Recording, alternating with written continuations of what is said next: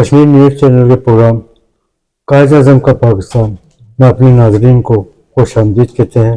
آپ کا میزبان شیخ عزیز الرحمان آپ کی خدمت میں حاضر ہیں۔ آج ہم ڈسٹرکٹ بار ملتان میں موجود ہیں اور حال ہی میں یہاں پر پورے پنجاب میں انتخابات ڈسٹرکٹ بار ملتان کے اور دیگر بار کے انتخابات منعقد ہوئے ہیں، جس میں نتیجے سامنے آ چکے ہیں اور قیادت نے ذمہ داریاں بھی سنبھال لی ہیں۔ آج ہمارے ساتھ ڈسٹرکٹ بار ملتان کے ماہر قانون جناب شیخ شعیب امجد صاحب ہماری نشست کا حصہ ہیں۔ اپنے پروگرام میں آپ کو خوش آمدید کہتے ہیں۔ السلام علیکم سر۔ وعلیکم السلام۔ سر، ہمارے دیکھنے والے ناظرین کی آگاہی کے سلسلے میں آپ کا تعارف۔ میرا نام شیخ شعیب امجد ایڈوکیٹ ہے۔ میں 2012 سے ملتان پریکٹس کر رہا ہوں کچہری میں۔ ایک آفس میرا لاہور تعلق کہاں ہے۔ سے رکھتے ہیں سر؟ میرا ملتان سے تعلق ہے، پراپر میں ملتان سے ہوں۔ ملتان سے ہی سر۔ اپنی ابتدائی تعلیم کے بارے میں کچھ آگاہی فراہم فرمائیں۔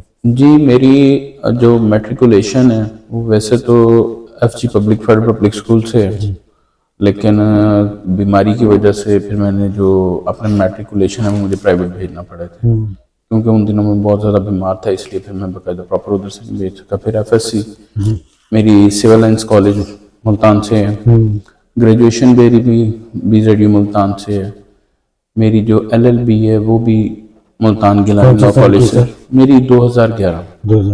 جی۔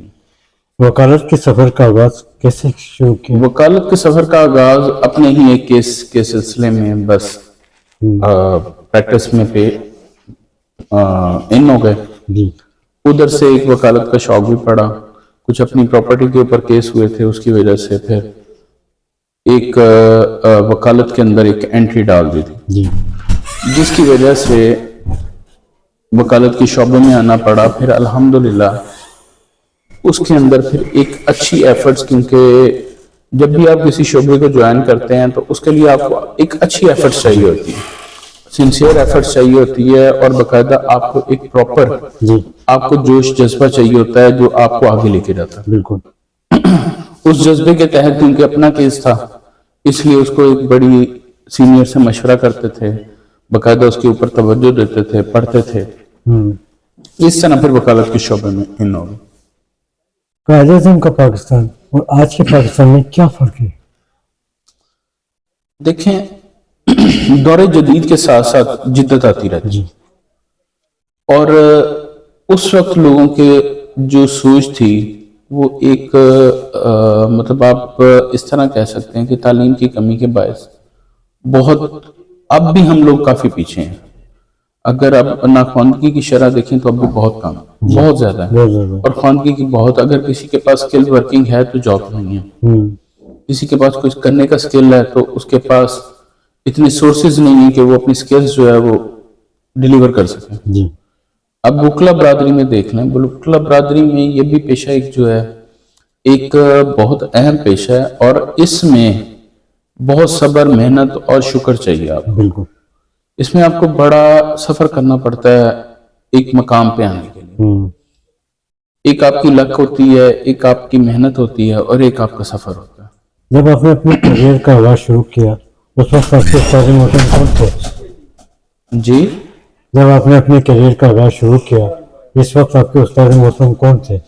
میرے پہلا جو چیمبر تھا، میرے استاد محترم تھے راجہ اجاز کیانی صاحب، ملک یوسف صاحب اور میاں عبدالباسط صاحب۔ پھر اس دوران ہی میں نے میرے ایک اور استاد تھے، یہ تین استاد تھے جنہوں نے مجھے ایک بیسک سکھائی، لیکن بیسک کے بعد جو آگے مجھے ایک لیڈنگ کی طرف لے کے آنا اور ایک دن رات محنت کروانا، وہ میرے استاد کا نام ہے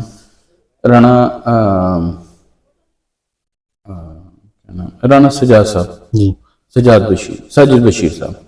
سر، جیسا کہ آپ نے اپنی سینئر کی پریکٹس حاصل کی اور اعلیٰ مقام تک جا پہنچے ہیں آپ، لیکن آج کل کے نئے آنے والے وکلا شارٹ کٹ چاہتے ہیں، سینئر کی پریکٹس سے نالا نظر آتے ہیں، آرگومنٹس کے موقع پر ان سے بات نہیں کی جاتی، وجوہات کیا ہے؟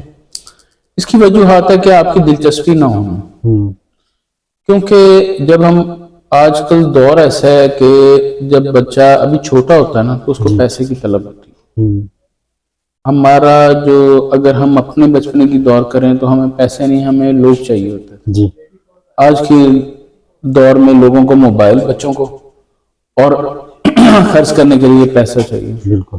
نہ ان کی پڑھائی کی طرف توجہ ہوتی تھی, نہ ان کا کسی اور چیز کی طرف بھی دلچسپی ہوتی تھی. تب ہم لوگوں کی دلچسپی ہوتی تھی کہ ہم نے اسپورٹس میں ایکٹیویشن کرنا. اسپورٹس جو ہے نا وہ بھی آپ کا دماغ کو بڑا اوپن کرتا ہے, آپ کا ذہن جی کشادہ کرتا ہے. اب یہ جو نئے لوگ آتے ہیں, یہ دو چیزیں ہیں ان میں, ایک لگن اور محنت, یہ دونوں نہیں کرنا چاہتے. اور جو کرنا چاہتے ہیں ان کے پاس نہ اچھا استاد ہوتا ہے, نہ اچھے سورس ہوتے ہیں. جی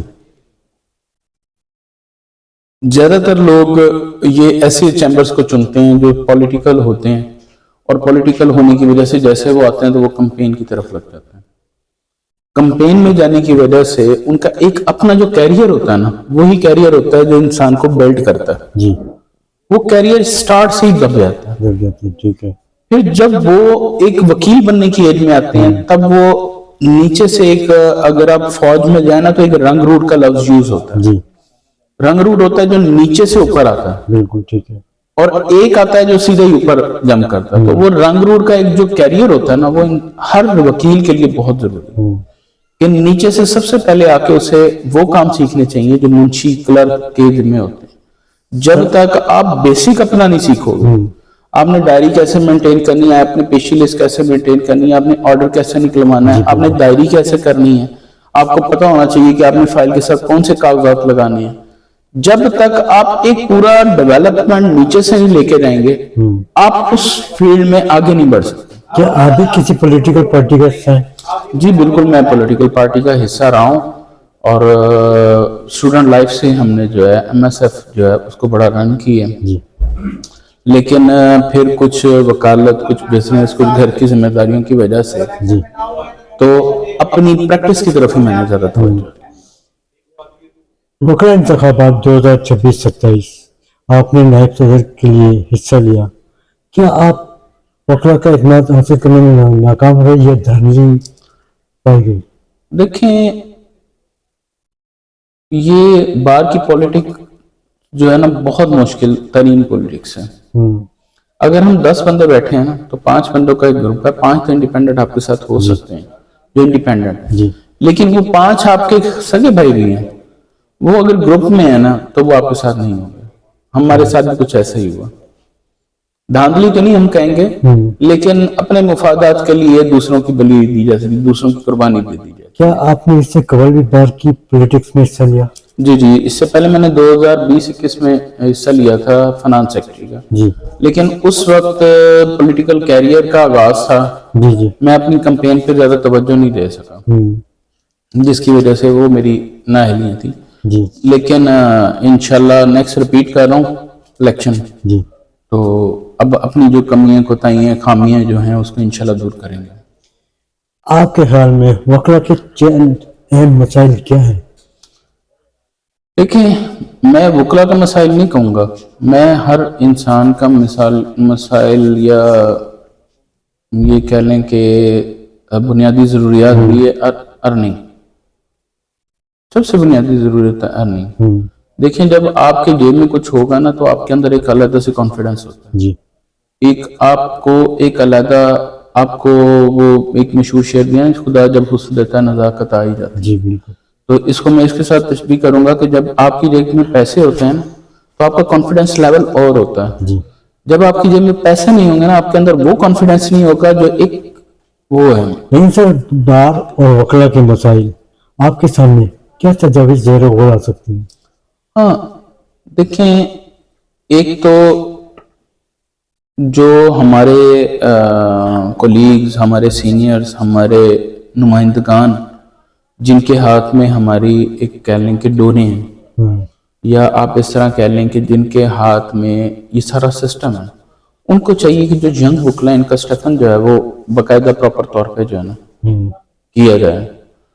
پھر کافی مسائل ایسے ہیں کہ جو فوج کو ایک کمیونٹیز حاصل ہیں, جیسے ٹریولنگ کی ہیں, کہ ان کے ڈسکاؤنٹس ہیں. اس طرح وکلا جو ہے نا یہ اللہ کے کرم پہ چل رہے ہوتے ہیں, ان کی ہوائی روزی ہوتی ہے, ان کی کوئی پکی روزی نہیں ہوتی. ان کے لیے ایک باقاعدہ پراپر ایک اسٹیفن ہونا چاہیے. ان کے علاوہ سر بکرا کے اور بھی مسائل ہیں, ویلفیئر, صحت, یہ چیمبر, یہ ویلفیئرز میں ہی آتے ہیں. دیکھیں اب ایک کلائنٹ سے ہم نے فیس لی ہے ایک کیس کے لیے, ٹھیک ہے, اب ہم وہ فیس ہم کہتے ہیں کہ یار ہم کرایوں پہ خرچ کریں یا خود پہ خرچ کریں, کیونکہ جب تک آپ اپنے اوپر پیسے نہیں لگائیں گے, ایک چھوٹی سی بات میں کہہ رہا ہوں, تب تک ایک کلائنٹ ہے نا, وہ کئی وکلا کو میں ایسے جانتا ہوں بہت اچھے وکلا ہیں, لیکن ان کی مالی حالت ایسے ہے کہ ان کو اچھا دکھنے نہیں دیتی. بہت اچھی ان کی قابل ہیں بہت زیادہ, لیکن بہت ایسے ہیں جن کی چمک دمک قابلیت نہیں ہے. ویسے میرے لیے سارے وکلا عزیز ہیں, سب کی ایک اپنی پرسنالٹی ہے, لیکن ایک بتا رہا ہوں کہ آج کل ہم صرف دیکھتے ہیں کہ یار اس میں کرنٹ کتنا ہے. بار کے حوالے سے بھی مسائل پائے جاتے ہیں, بینچ اور بار کے تصادات, صفائی ستھرائی, صاف پانی, پارکنگ کے بڑے مسائل ہیں. آج تک کسی قیادت نے پارکنگ کے مسائل اور بار کے تمام مسائل کو اجاگر کرنے میں کامیابی حاصل نہیں کی. آپ کیا سمجھتے ہیں جو نئی صدر بنی ہے بشرا نقوی صاحبہ, کچھ عمل طے کر سکتے ہیں؟ دیکھیں جی, میرے ان کے لیے نیک خواہشات ہیں, دعائیں ہیں, لیکن ایک میں ایک جنرل نالج کی بات کروں گا کہ جو عورت جو ہے نا وہ گھرداری میں صفائی ستھرائی میں بہت آگے ہوتی ہے مرد سے, تو میرا خیال ہے کہ وہ ڈیلیور کریں گے. بار کی قیادت کے اختیارات سے متعلق آپ کی کیا رائے ہے؟ قیادت دیکھیں, قیادت کا جو اپنا ایک سینیریو ہوتا ہے نا, وہ قیادت کے اپنے اوپر ہوتا ہے کہ وہ قیادت اس کو کس طرح لے کے چلتی, کس مائنڈ میک اپ سے لے. اگر تو وہ اپنا انڈیپینڈنٹ مائنڈ یوز کرتی ہے, ہائی جیک نہیں ہوتی, پھر تو دیکھیں بہت اچھا. اگر ہائی جیک ہوگا یا پیچھے چلانے والا کوئی اور ہو تو پھر اللہ ہی حافظ ہے, پھر کچھ بھی نہیں. دیکھنے میں یہ بھی آیا اکثر کہ جو بھی قیادت آتی ہے وہ یا تو کمزور پڑ جاتی ہے ذاتی مفادات کی وجہ سے, یا پھر بک جاتی ہے. ایسا کچھ سینیریو ہے؟ دیکھیں بکنا نہیں, میں تو نہیں کہہ سکتا کہ بک جاتی ہے. کمزور یہ ہے کہ ہائی جیک کا میرا لفظ یہی ہے کہ ہائی جیک جب ہو جائے تو کمزور پڑنا ہی ہو جاتا ہے. جعلی وکلا کی بھرمار, بار کی قیادت کے ساتھ وکلا بری طرح متاثر. کمپیوٹرائز سسٹم کے تحت بایو میٹرک متعارف کرانے کی آج تک ضرورت پیش کیوں نہیں آئی سر؟ ایکچولی اب آپ نے ایک ریسنٹلی کیس ہائی کورٹ کے جسٹس طارق ندیم صاحب کا دیکھا ہوگا, ان کی اپنی جو ڈگری ہے وہ جعلی نکل آئی ہے. طارق محمود جہانگیر صاحب, جی طارق محمود جہانگیر صاحب. تو اس میں کئی عناصر ایسے ہیں کہ جو ہماری اپنی ایک نالج تک کہ کافی جسٹس صاحبان, آگے اللہ بہتر جانتا ہے, جو ایک رومرز ہیں اس کے مطابق ابھی بھی کافی جسٹس صاحبان ایسے ہیں جو ایک اثر و رسوخ کی وجہ سے صرف بیٹھے ہوئے ہیں, ان کی ڈگریز جو ہیں وہ کسی اس میں نہیں ہیں. جی, کالے کوٹ کی عزت کو پامال بنایا جا رہا ہے. کالے کوٹ کی عزت کو کیسے فعال بنایا جائے؟ اصل میں ہم لوگوں کو جو ہے نا اس میں ایک جو بڑا ڈاؤن فال نظر آتا ہے نا, جیسے میں نے پہلے کہا کہ جب ہر جونیئر وکلا کا ایک سٹیفن ہوگا نا تو وہ کسی کے لیے استعمال ہونے سے خود کو بچا سکیں گے. جی, دیکھیں جب ہم کسی کے جونیئر ہوتے ہیں, جب ہم اس کے پے رول پہ ہوتے ہیں تو وہ ہمارا آقا ہوتا ہے, پھر وہ کہتا ہے جیسے حکم میرے آقا. بالکل ٹھیک ہے. تو اس وجہ سے وہ پھر وہ کرتا ہے جو اس کے سینئرز کہتے ہیں. سینئر کبھی بھی یہ نہیں کہتا کہ یار تم اس کو چھوڑو, تم کام پہ دھیان دو. سینئر وہ کہتا ہے وہ کرو جو میں کہتا ہوں. بار میں موجود خامیوں کو کیسے دور کیا جا سکتا ہے؟ دیکھیں خامیاں دور کرنے کے لیے ایک اچھا مائنڈ میک اپ اور ایک اچھا پازیٹیو بندے کی ضرورت ہوتی ہے کہ پازیٹیو اگر رہو گے تو سب کچھ یس ہے, اگر پازیٹیو نہیں ہے تو آپ کچھ بھی نہیں کر سکتے. بار کے مسائل کے حوالے سے باتیں تو بے تحاشا کی جاتی ہیں, ازالہ کرنے کو کوئی تیار نہیں ہوتا, کیوں؟ وہ میں نے ہائی جیک والی بات کر دی ہے, وہ ساری اس میں کور ہوتی ہے. اس میں کور ہوتی ہے. ملتان میں جرائم اور کرائم کی बढ़ती हुई वारदातों को कैसे रोका जाए? अब जब से सीसीटी आई है तकरीबन 70% जो है वारदातें जो है वो कम हो गई हैं, रुकी नहीं है, थमी नहीं है, लेकिन कम हो गई हैं। निचली सतह की अदालतों की बात की जाए तो कहा जाता है कि निचली सतह की अदालतों में फैमिली मुकदमात के साथ सिविल मुकदमात की भरमार पाई जाती है। इन मुकदमात को कैसे कम किया जाए? देखें, ये बहुत अहम सवाल है और अक्सर हम करते हैं। आज भी मैं एक अदालत में यही बात करके आया हूँ कि जब तक जो सिविल जज से जिसको 2 साल के लाइसेंस के बाद एक वो दे दिया जाता है, लाइसेंस दे दिया जाता है और उसको जज बनने का मौका दे दिया जाता है या उसकी तैयारी करके वो आ जाते हैं, जब तक उन्हें बेसिक्स नहीं पता होते वो आगे गलत फैसले लेके जाते हैं जो एक सही बंदे के लिए भी, एक जो हक पे होता है उसके लिए भी वो नुकसान का बायस बनते हैं। और वो आगे जाके सुप्रीम कोर्ट तक बेचारा उस गलत फैसले की वजह से, उस सिविल जज के फैसले की वजह से वो जो है ना इंसाफी की भेंट चढ़ जाता है। और मेरा ख्याल है कि इनको एटलीस्ट नीचे से जो है बाकायदा प्रैक्टिस करके उसके अपने इंडिपेंडेंट केस जो है वो होने चाहिए, उसके बिहाफ पे उसको सिलेक्ट किया जाए, ना कि उसको जो है ना 1-2 साल की तैयारी की और आ गया। हाई कोर्ट में तकरीबन 26 लाख से ज्यादा मुकदमा दर्ज इल्तिबा पाए जा रहे हैं। सुप्रीम कोर्ट ऑफ पाकिस्तान में तकरीबन 65,000 से ज्यादा मुकदमा दर्ज इल्तिबा मौजूद हैं। नए पुराने मुकदमात को कैसे खत्म किया जाए? जजेस की तादाद पहले तो बढ़ाई जाए और एक काबिल जज, सिफारशी जज जो हैं जिनको जिसको देखा जाए कि वो मेरिट पे ना फैसले कर सकते हैं, ना उनका इंडिपेंडेंट जुडिशरी माइंड होता है, वो फैसलों को खराब भी करते हैं और लोगों को लिटिगेंट को जो है ना वो भी। आप क्या समझते हैं कि 26वीं आईनी तरमीम और 27वीं आईनी तरमीम के तहत आईनी अदालतें कायम की गई हैं, क्या सुप्रीम कोर्ट पाकिस्तान के जज साहिबान बाखूबी खिदमत अंजाम नहीं दे पा रहे? देखिए, मेरे अंदाजे के मुताबिक 27वीं आईनी तरमीम जो है ना 26वीं और 27वीं आईनी तरमीम के तहत नई अदालतें कायम की गई हैं, आईनी अदालतें। क्या आप समझते हैं कि सुप्रीम कोर्ट के जज साहिबान बाखूबी अपनी खिदमत अंजाम नहीं दे पा रहे हैं जिसकी वजह से आईनी अदालतें कायम की गई हैं? जी, मेरे अंदाजे में ये जो 27वीं आईनी तरमीम है, मैं कोर्ट की हद तक बात करूंगा, बाकी उसकी स्पेसिफिक तो नहीं, कि अगर कॉन्स्टिट्यूशन बेंच अलहदा कर दिया गया तो उसमें बहुत अच्छा है कि कॉन्स्टिट्यूशन बेंच ही अलहदा है। हाँ, जजेस उसमें कैसे हैं, उसके हक में हैं या नहीं है, ये थोड़ा सा एक पॉलिटिकल इन्फ्लुएंस है। और मेरे अंदाजे के मुताबिक ये जो जुडिशरी है ना, इस निज़ाम के अंदर पॉलिटिकल इन्फ्लुएंस होना ही नहीं चाहिए। जैसे जजेस का सिलेक्शन जो है अभी पॉलिटिकल पार्टीज के जिम्मे हो गया, ये चीज़ जो है ये गलत है।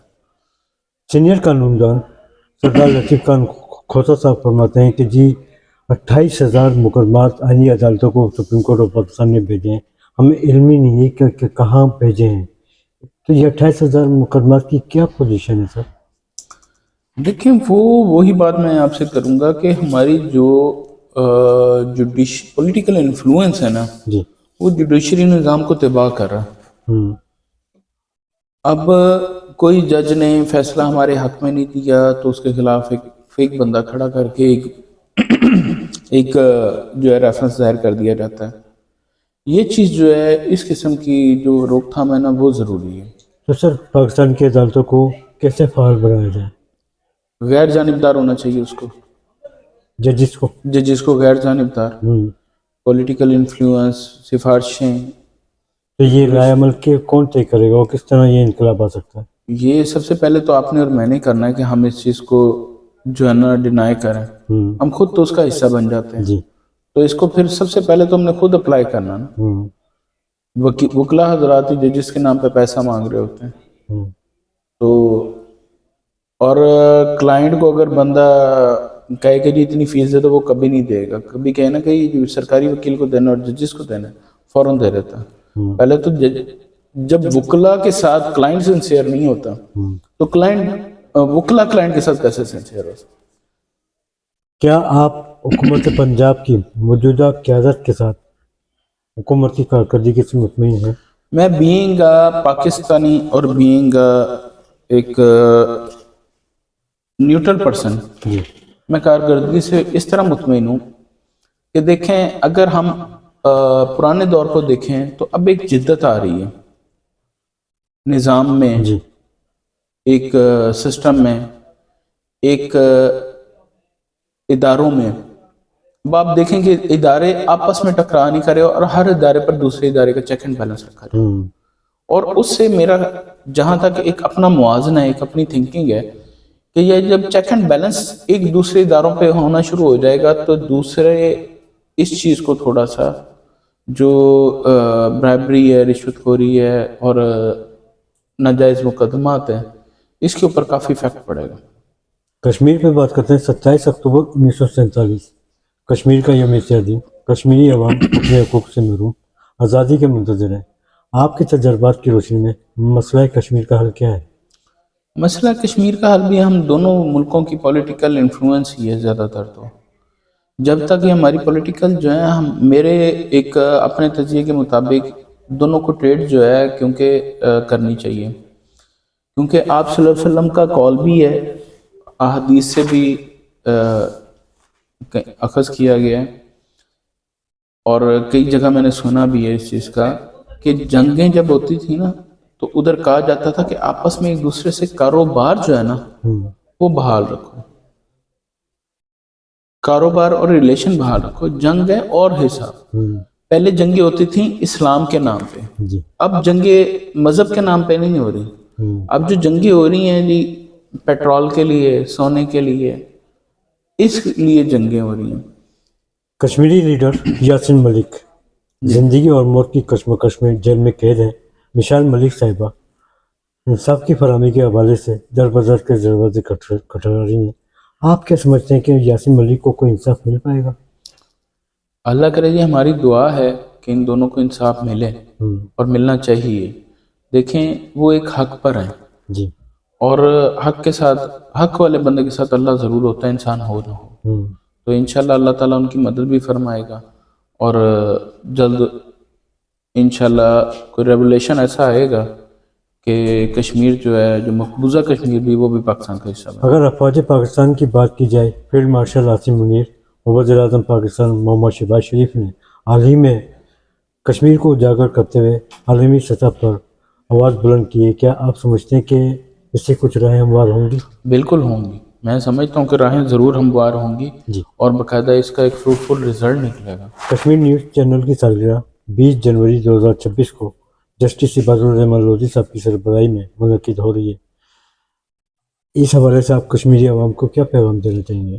کشمیری عوام کو میں یہ پیغام دوں گا کہ آپس میں متحد ہو کے رہیں، کیونکہ کچھ سورسز جو ہیں، کچھ ملک مخالف لوگ، وہ آپس میں پروپوگنڈا کر کے ہم سب کو آپس میں لڑاتے ہیں. کشمیر جو ہے یہ بھی پاکستان کا حصہ ہے اور پاکستان کا ہے. آپ لوگ بھی ہمارے اپنے ہیں، بلوچستان بھی ہمارا اپنا ہے، کے پی بھی ہمارا اپنا ہے، سندھ بھی گلگت ہمارا بھی اپنا اپنا ہے، ہے. جی پنجاب بھی ہمارا اپنا ہے. ہم پانچ انگلیوں کی طرح ہیں، ہم علیحدہ نہیں ہو سکتے ایک دوسرے سے.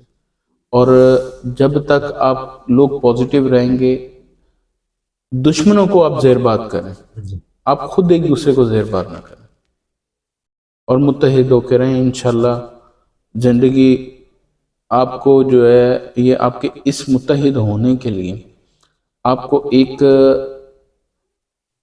آپ یہ کہہ لیں کہ مضبوط قوم بھی ثابت ہوں گے، اور انشاءاللہ آپ کی آگے راہیں بھی ہموار ہوں گے. بہت شکریہ سر آپ کا وقت دینے تھینک کا. یو ویری بڑی مچ. نوازش.